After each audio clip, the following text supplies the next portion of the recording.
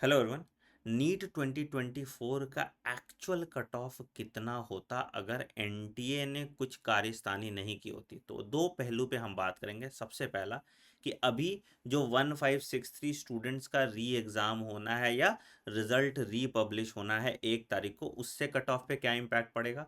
दूसरा कि अगर हम 8 तारीख को सुप्रीम कोर्ट में केस जीत जाते हैं और वहाँ पे चैलेंज करते हैं एनटीए के ये 1563 के डेटा को और पूरे रिजल्ट की स्क्रूटनी होती है, ओएमआर वर्सेस स्कोर कार्ड, और एक्चुअल मार्क्स उन बच्चों का पब्लिश होता है, तो कट ऑफ पे क्या इम्पैक्ट होगा।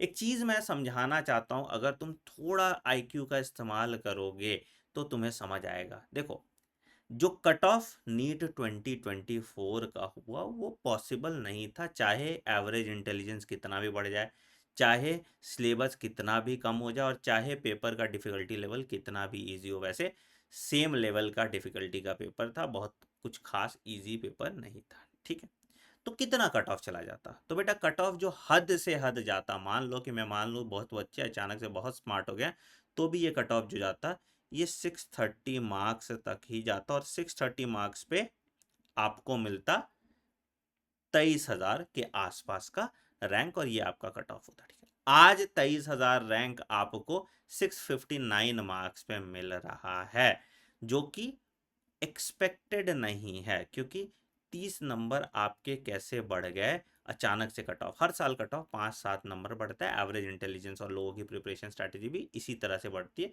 तो कट ऑफ भी इतना ही बढ़ना चाहिए था।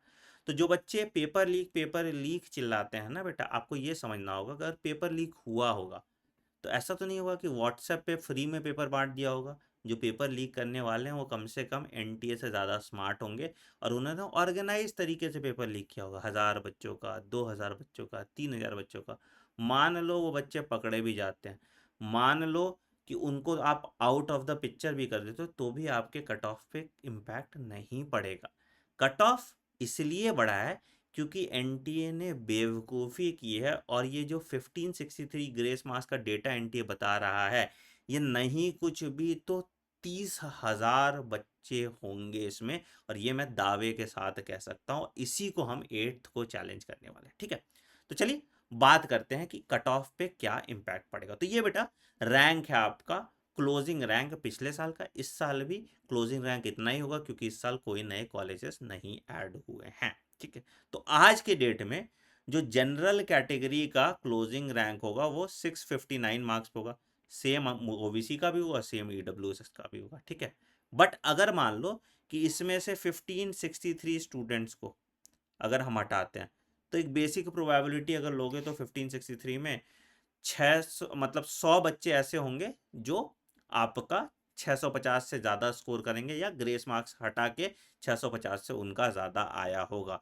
तो अगर इन 100 बच्चों को भी माइनस करोगे तो भी रैंक में कोई खास कंसिडरेबल चेंज आपको देखने को नहीं मिलेगा। तो अगर ये 1563 स्टूडेंट का रिजल्ट रीपब्लिश भी होता है, तो मार्क्स वर्सेस रैंक में कोई खास डिफरेंस आपको देखने को नहीं मिलेगा, एंड कट ऑफ लगभग सेम रहेगा, मतलब कि वही आगे पीछे 400-500 रैंक का डिफरेंस होगा, कट ऑफ आपका सेम ही रहेगा। ठीक है, बट बट अगर ये 30,000 स्टूडेंट, जो ये 30,000 स्टूडेंट्स हैं, इनमें से अगर बोनस हट गया, ठीक है, या जो ग्रेस मार्क्स का फॉर्मूला एनटीए ने हटा लगाया है ये हट जाएगा, तो आपका कट ऑफ बहुत नीचे चला जाएगा। एंड देन मेरा ये रिकमेंडेशन है, ये मेरा ये मानना है कि जो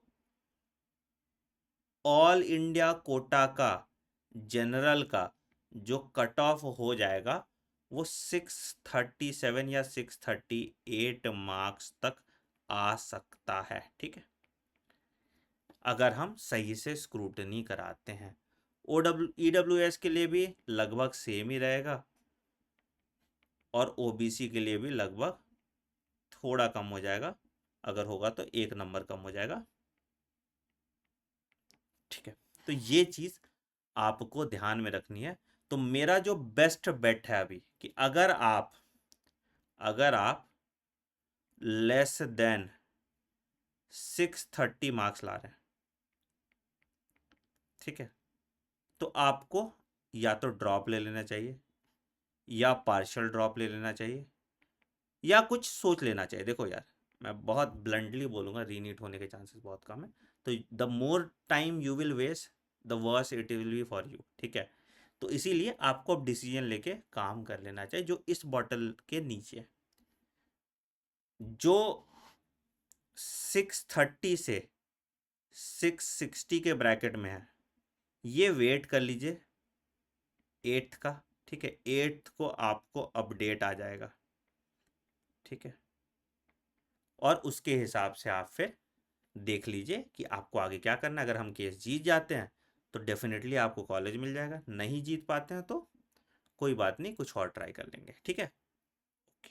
और जो बच्चे इस मार्क्स के नीचे हैं, लेस देन 630 मार्क्स या और भी नीचे हैं, तो वो बेचारे अपना टाइम पास ना करें, ठीक है, पढ़ना स्टार्ट करते हैं। एक्टिविज्म से घर नहीं चलता, एक्टिविज्म से करियर नहीं बनता। तो आप भी मान लो, चलो मान लिया 1% तुम की, तुम्हारी दिल रखने के लिए मैंने मान लिया कि रीनीट हो भी रहा है, तो भी तुमको पढ़ना तो पड़ेगा ना, तो पढ़िए और तैयारी शुरू कर दीजिए अपने अगले एग्ज़ाम की, ठीक है। अगर तुमको चाहिए कि नीट 2025 का डिफ़िकल्टी लेवल कैसा होगा, उस पे वीडियो, या नीट 2025 का क्या कट ऑफ हो सकता है, उस पे वीडियो चाहिए, तो कमेंट सेक्शन में मेंशन कीजिएगा। हम मिलते हैं अगले वीडियो में। और ये रैशनल वीडियो प्लीज़ अपने दोस्तों तक शेयर कीजिएगा ताकि वो डिसीजन ले पाए। अभी सबसे ज़्यादा दिक्कत हो रहा है, आज भी मैं काउंसलिंग कर रहा था बच्चों की, मैं मिल रहा था, सबसे ज़्यादा दिक्कत हो रहा है, सब कुछ वो लोग रीनीट के आसरे पे छोड़ रखे हैं, जिसके होने की प्रोबेबिलिटी बहुत कम है, और आपको ये क्लियर पता चल जाएगा, बट आप इस दौरान अपना 1 महीना वेस्ट कर देंगे और कंपटीशन में पीछे रह जाएंगे। केस लड़ने का काम हमारा है, पढ़ने का काम आपका है, तो आप पढ़िए, हम लड़ेंगे। Thank you.